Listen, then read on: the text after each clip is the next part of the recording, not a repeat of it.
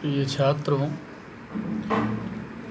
आप लोगों के ऑनलाइन क्लास में रघुवंश महाकाव्यम द्वितीय सर्ग हम पढ़ा रहे हैं। इस समय सत्र 2020-21 में चूँकि 30% कोर्स कम कर दिया गया था, इसलिए केवल 64 श्लोक तक ही पढ़ाया गया था। अब आज उसके आगे 65वें श्लोक से हम आप लोगों को पढ़ा रहे हैं। आप स्क्रीन में भी देख सकते हैं और अपनी पुस्तक में भी रघुवंश महाकाव्यम द्वितीय सर्ग के का 65वां श्लोक अपनी किताब में भी देख सकते हैं। इस श्लोक का प्रसंग है कि नंदिनी वरदान देकर दूध पीने के लिए राजा से कहती है। अब क्या कहती राजा से नंदिनी, ये श्लोक देखिए। संतान कामाय तथेति कामम राज्ञे प्रतिश्रुत्य पयस्विनी सा दुग्ध्वा पयः पत्रपुटे मदीयं पुत्रोपभुङ्क्ष्वेति तमादिदेश। अब इसका शब्द विभाग देख लीजिए बच्चों। संतान कामाय तथा इति कामम राज्ञे प्रतिश्रुत्य पयस्विनी सा दुग्ध्वा पयः पत्र पुटे मदीयं पुत्र उपभुङ्क्ष्व इति तम आदिदेश। अब अन्वय देखिए बच्चों। सा पयस्विनी संतान कामाय राज्ञे तथा इति कामं प्रतिश्रुत्य हे पुत्र मदीयं पयः पत्रपुटे दुग्ध्वा उपभुङ्क्ष्व इति तम आदिदेश। तो इस श्लोक में उस समय का वर्णन है जब नंदिनी गाय राजा दिलीप के ऊपर प्रसन्न हो गई और उससे कहा कि मांगो जो मुझसे वरदान मांगना हो। तो राजा दिलीप ने उनसे प्रार्थना किया कि मेरी सुदक्षिणा के गर्भ में मुझे एक यशस्वी पुत्र प्रदान कीजिए। तो उसके लिए अब वो नंदिनी गाय वरदान दे रही है। तो वही कह रहा है, सा पयस्विनी, वह दूध देने वाली गाय, यानी वह अत्यधिक दूध देने वाली। सा माने वह, पयस्विनी माने दुधारू गाय, संतान कामाय माने संतान की कामना के लिए, राज्ञे माने राजा से, तथा इति वैसा ही हो, इति तथा माने वैसा ही हो, इति कामम प्रतिश्रुत्य ऐसी प्रतिज्ञा करके नंदिनी गाय बोली, हे पुत्र मदीयम पयः, मदीयम माने मेरे, पयः माने दूध को, पत्र पुटे माने पत्ते के दोने में, दुग्ध्वा माने दूह करके, उपभुङ्क्ष्व माने पियो यानी भोग करो, इति तम आदिदेश, ऐसा उस राजा दिलीप को नंदिनी गाय ने आदेश दिया। एक बार फिर से देखिए। सा पयस्विनी माने वह नंदिनी गाय, दुधारू गाय नंदिनी, संतान कामाय माने संतान की कामना करने वाले, राज्ञे माने राजा दिलीप से, तथा इति माने वैसा ही हो, ऐसी, कामम प्रतिश्रुत्य माने ऐसी प्रतिज्ञा, ऐसी वरदान की प्रतिज्ञा, कामम माने वरदान की, प्रतिश्रुत्य माने प्रतिज्ञा करके, ऐसे वरदान की प्रतिज्ञा करके बोली, हे पुत्र मदीयम पयः माने मेरे दूध को, पत्र पुटे माने पत्ते के दोने में, दुग्ध्वा माने दूह करके, उपभुङ्क्ष्व माने पियो, इति तम आदिदेश, ऐसा उसको आदेश दिया। अब एक बार फिर से देखिए बच्चों।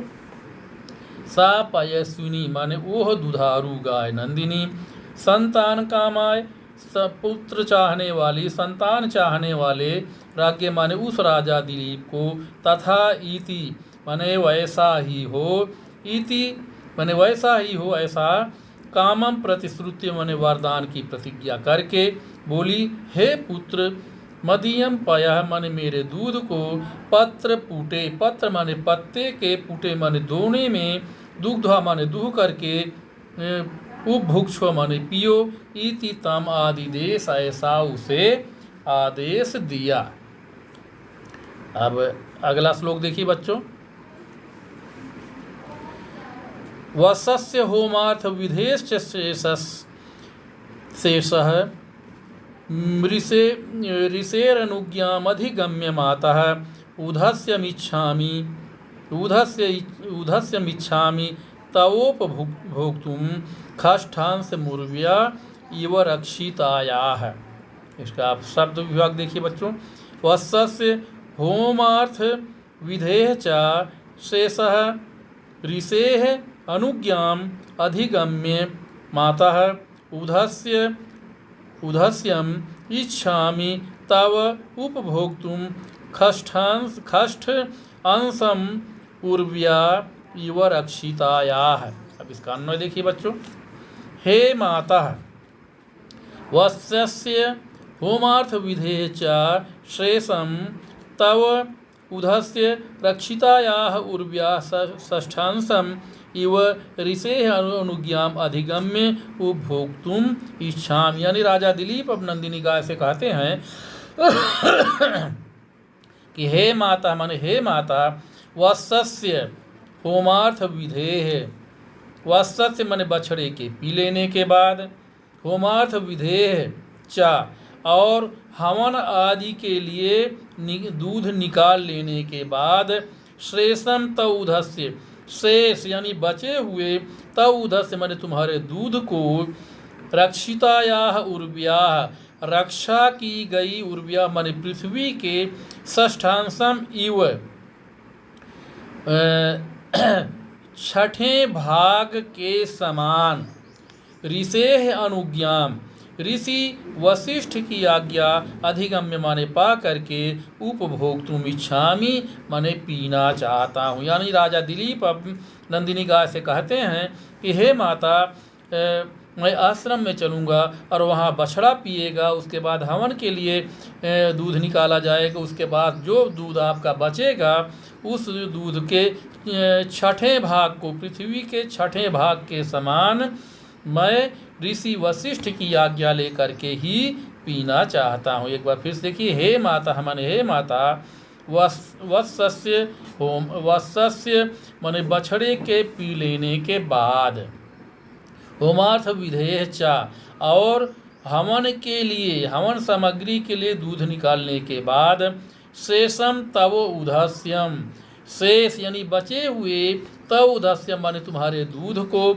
रक्षितायाः उर्व्याः रक्षा की गई पृथ्वी के, षष्ठांशम इव छठें भाग के समान, ऋषेः अनुज्ञाम अधिगम्य ऋषि वशिष्ठ की आज्ञा पा करके, अधिगम्य माने पा करके या ले करके, उपभोक्तुम इच्छामि मैं उपभोग करना चाहता हूँ। ऐसा राजा दिलीप ने नंदिनी गाय से कहा। बच्चों अगला श्लोक देखिए, 67वां श्लोक। इसमें राजा की निवेदन से नंदिनी अत्यधिक प्रसन्न होती है और अब नंदिनी देखिए क्या कहती है। इत्थम क्षितिसेन वसिष्ठ धेनु विज्ञापिता प्रीततरा बभूव तदन्विता हेमवताच्च कुक्षेः प्रत्ययया वाश्रमश्रमेण। इसका शब्द विभाग देखिए। इत्थम क्षितिसेन वसिष्ठ धेनु विज्ञापिता प्रीततरा बभूव तदन्विता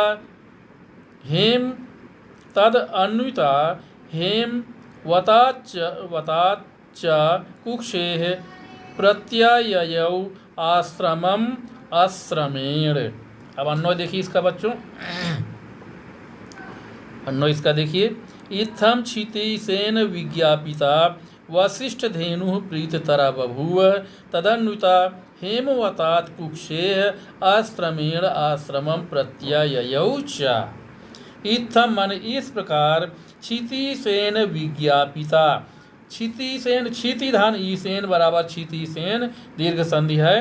क्षितिसेन माने पृथ्वी के, ईश माने स्वामी, पृथ्वी के स्वामी यानी राजा दिलीप के द्वारा, विज्ञापिता माने निवेदन करने पर, इस प्रकार राजा दिलीप के निवेदन करने पर वशिष्ठ की गाय नंदिनी, वशिष्ठ धेनु माने वशिष्ठ की गाय नंदिनी, प्रीत तारा बभू अत्यधिक प्रसन्न हो गई और तदन्विता, फिर कह रहे हैं तदन्विता उस राजा के, अन्विता तदन्विता अत्यधिक प्रसन्न हुई और तदनुता उसके बाद हेमवतात कुक्षेह हिमालय पर्वत की गोद से, हिमालय पर्वत की गुफा से, आश्रमेण माने बिना थके हुए, आश्रमम प्रत्यययौ च और यानी हिमालय पर्वत की गोद से बिना थके हुए वे दोनों प्रत्ययौ माने लौट आए।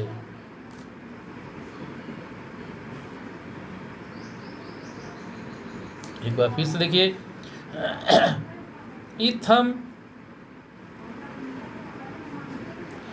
इत्थम क्षितिसेन, इस प्रकार राजा दिलीप के द्वारा विज्ञापिता माने निवेदन किए जाने पर वशिष्ठ धेनु माने वशिष्ठ की गाय नंदिनी प्रीत तरा बभूव पद अत्यधिक प्रसन्न हुई और तदन्विता हेमवतात कुक्षेह और उसके बाद हिमालय पर्वत की गुफा से, कुक्षे माने गुफा से, आश्रमेण माने बिना थके हुए, आश्रमम प्रत्यययौ आश्रम के लिए लौटी।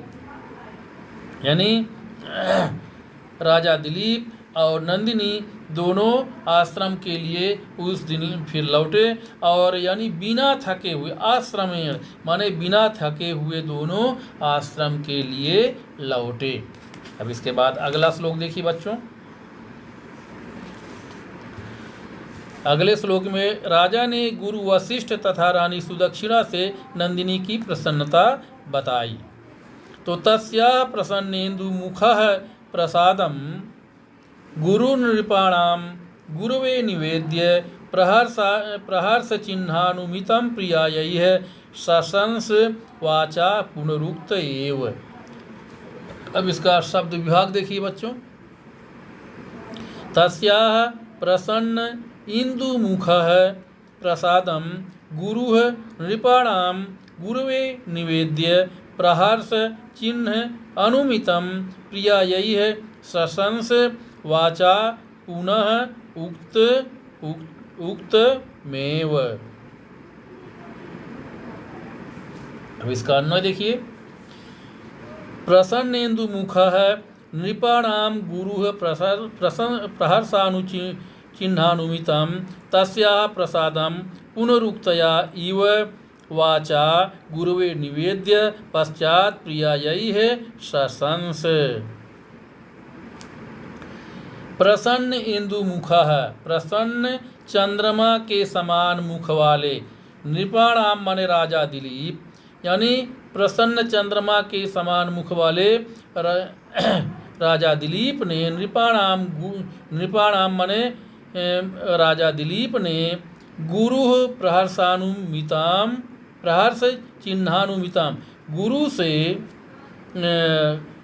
गुरु वशिष्ठ से प्रहर्ष चिन्हानुमितम गुरु से कहकर प्रहर्ष चिन्हानुमितम यानी नंदिनी की प्रसन्नता की बात को कह करके तस्याः प्रसादम उसकी कृपा को पुनरुक्तयायु मानो पुनः कहते हुए वाचा माने पुनः वाणी से कहते हुए पुनः अपनी वाणी से कहते हुए गुरुवे निवेद्य गुरु से निवेदन करके पश्चात प्रियायी है सशंस उसके बाद मानो अपनी पत्नी से कहा। यानी एक बार उन्होंने अपने गुरु से कहा उस नंदिनी गाय की प्रसन्नता की बात और उसके बाद पुनः अपनी पत्नी से कहा तो उसकी दोबारा कहा। फिर से देखिए प्रसन्न इंदु मुखः, प्रसन्न या निर्मल चंद्रमा के समान कांति वाले शुभ्र कांति वाले राजाओं के स्वामी नृपाणाम माने राजाओं के गुरु माने स्वामी यानी राजाओं के स्वामी राजा दिलीप ने प्रहर्ष चिन्हानुमिता प्रसन्नता के चिन्ह का अनुमान लगाए जाने वाले तस्या प्रसादम उस नंदिनी गाय की प्रसन्नता को पुनरुक्तयायु मानो पुनः कहते हुए वाचा अपनी वाणी से गुरुवे निवेद्य मन गुरु से निवेदन करके पश्चात प्रिया यही है सशंस बाद में अपनी पत्नी से कहा। यानी राजा दिलीप ने जो नंदिनी गाय ने जंगल में राजा दिलीप से कहा था, उसी बात को उन्होंने पहले अपने गुरु से कहा और उसके बाद फिर अपनी पत्नी सुदक्षिणा से कहा। एक बार फिर से देखिए, प्रसन्न इंदु मुखः निर्मल कांति वाले चंद्रमा के समान नृपाणाम गुरु हो, माने राजाओं के स्वामी राजा दिलीप ने प्रहर्ष चिन्हानुमिताम में नंदिनी गाय की प्रसन्नता के चिन्ह से अनुमान लगाए जाने वाले, यानी उनका चेहरा इतना खुश था कि उनको देखने से ही अनुमान लगाया जा सकता था कि इनको आज सफलता मिल चुकी है। इसलिए प्रसन्नता के चिन्ह से अनुमान लगाए जाने वाले उस राजा दिलीप ने तस्या प्रसादम, उस नंदिनी गाय की कृपा को पुनरुक्तया मानो पुनः कही गई वाचा माने वाणी से, गुरुवे निवेद्य माने गुरु से निवेदन करके पश्चात प्रिया यही है ससंस, उसके बाद अपनी पत्नी से कहा। तो बच्चों आज के लिए इतना ही, इसके बाद आगे के श्लोक कल पढ़ाएंगे। धन्यवाद।